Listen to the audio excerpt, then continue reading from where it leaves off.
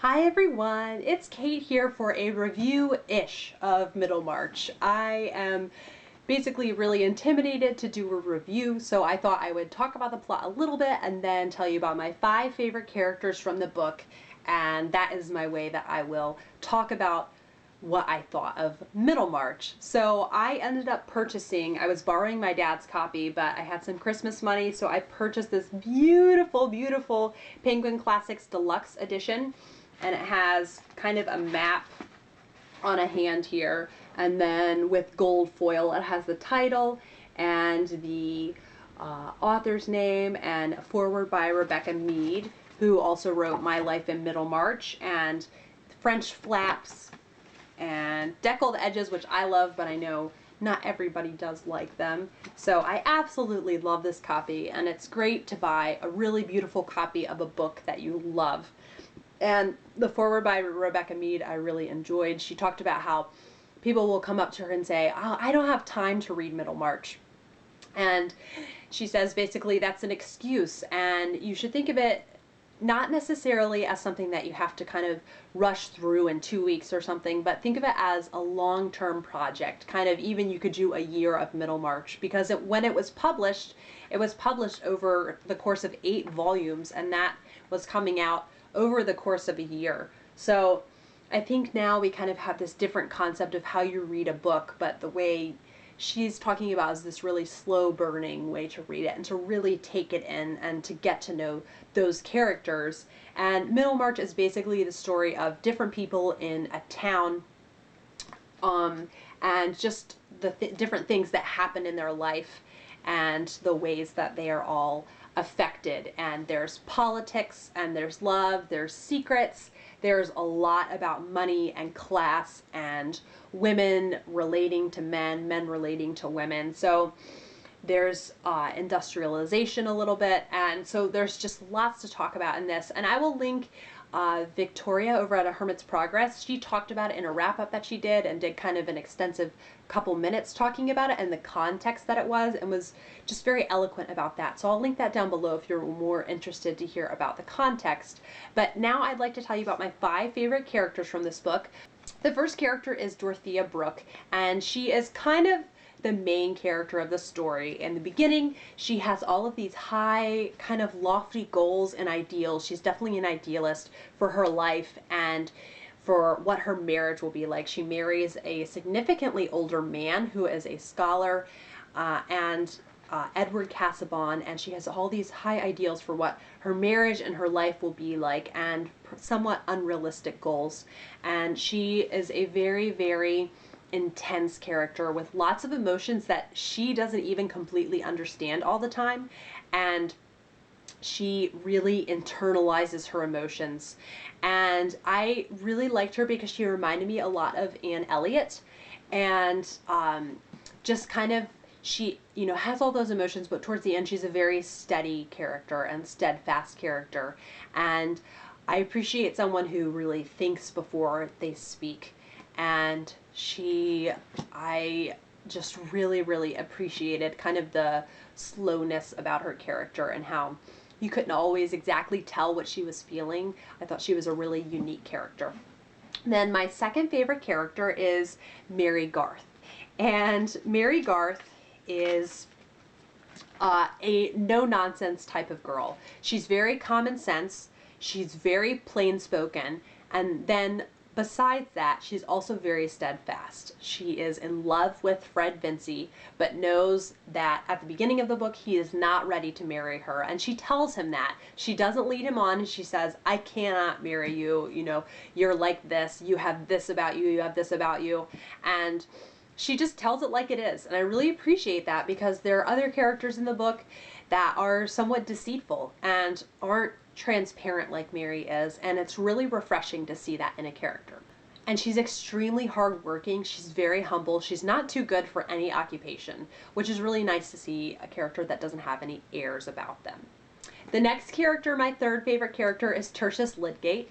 Tertius is a doctor who moves to the town, and he has been left without any money, so he knows he has to make his way in the world. And he's an extremely ambitious person. And he has all of these, kind of like Dorothea, he has all of these ideals for what he's going to be doing as a doctor, that he's going to change the profession of doctor, and he's going to make all of these groundbreaking discoveries. In addition to having a practice, he's going to devote lots of time to research, medical research, and he will just change the profession altogether. But unfortunately, soon after, working in Middlemarch kind of takes those rose-colored glasses off and realizes that life can be really hard, and it's very hard to be a trailblazer, and there's going to be lots of pushback against that.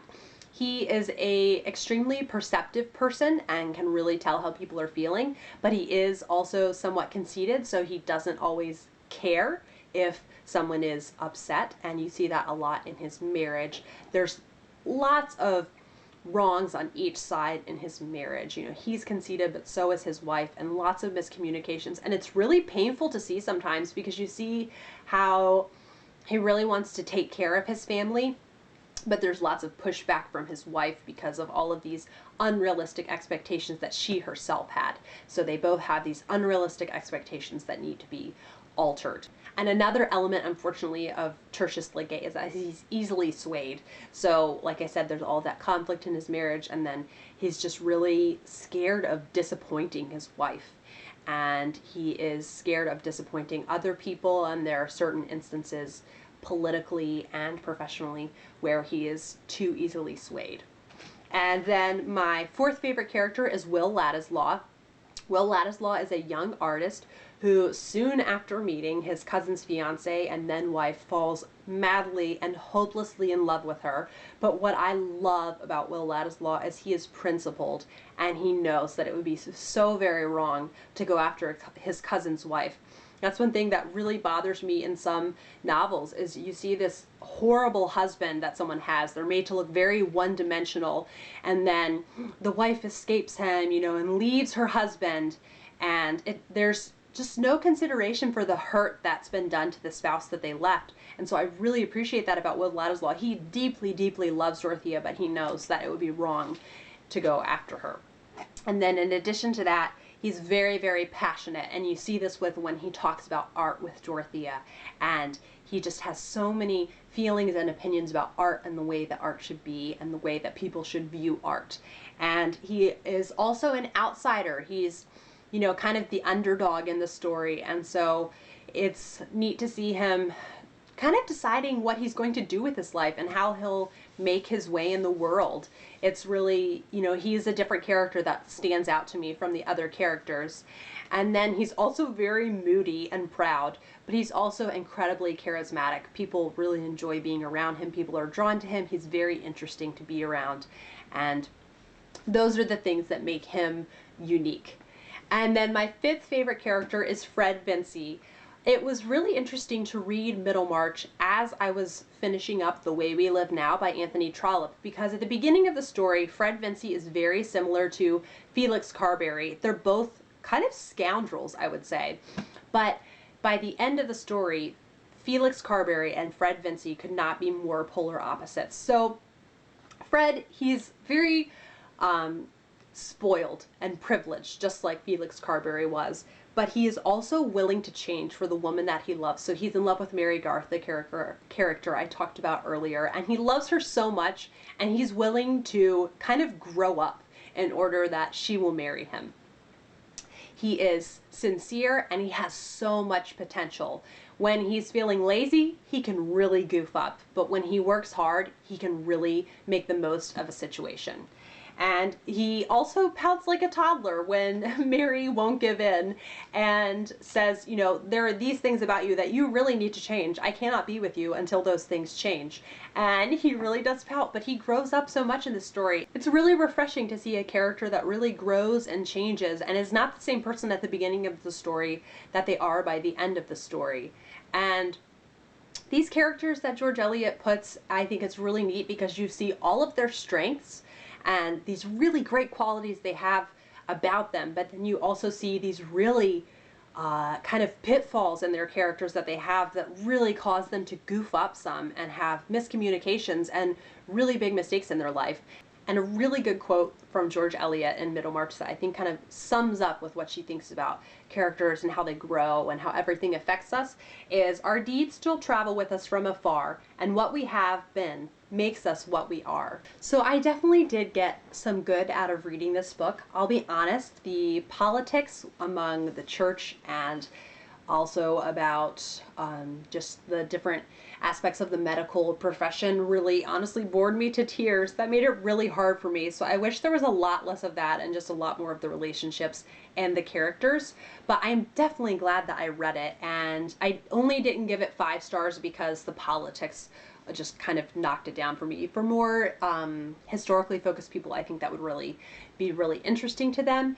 And I really did enjoy it, and I would love to discuss it with you guys. I hope you're having a lovely day, and please, please let me know what you thought about it, and if you loved it, if you hated it. I hope maybe for someone who was on the fence about reading Middlemarch that you will consider reading it now. And I will see you guys for another video soon. Bye-bye.